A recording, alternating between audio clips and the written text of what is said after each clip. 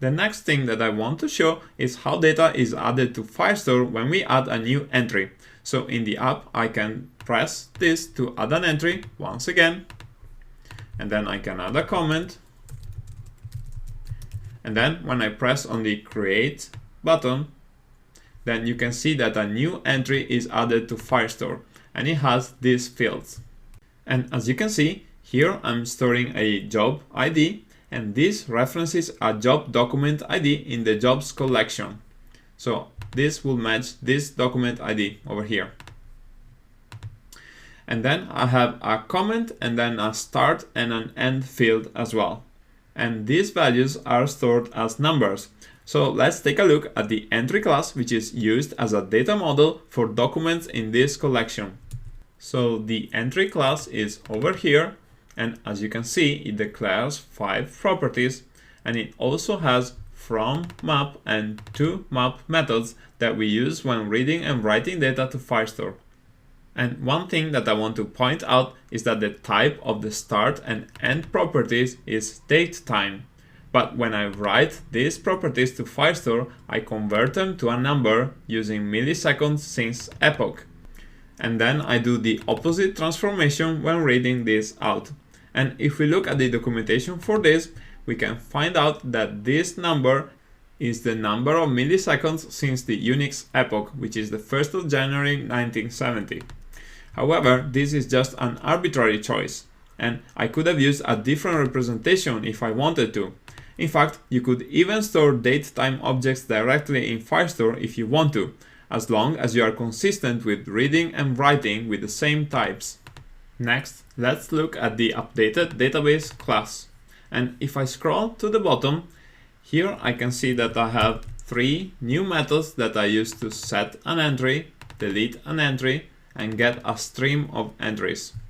And the first 2 methods are quite similar to what we have written for setting and deleting jobs, and the entries stream method calls this service.collectionStream, which has 2 new arguments, which are a query builder and a sort argument. And the idea here is that we can use this input job argument to filter and only return the entries that belong to that job.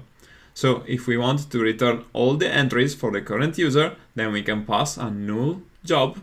Otherwise, we can pass a non-null job. And here we can run a query that only selects the entries whose job ID matches the ID of the given job. And as far as the sort argument goes, we can use this to sort the entries by start time. So let's see how this is implemented in the Firestore service class. So this method has 2 new arguments called query builder and sort. And here we declare a query object of type query, which is the base class of Firestore collection, which is declared over here.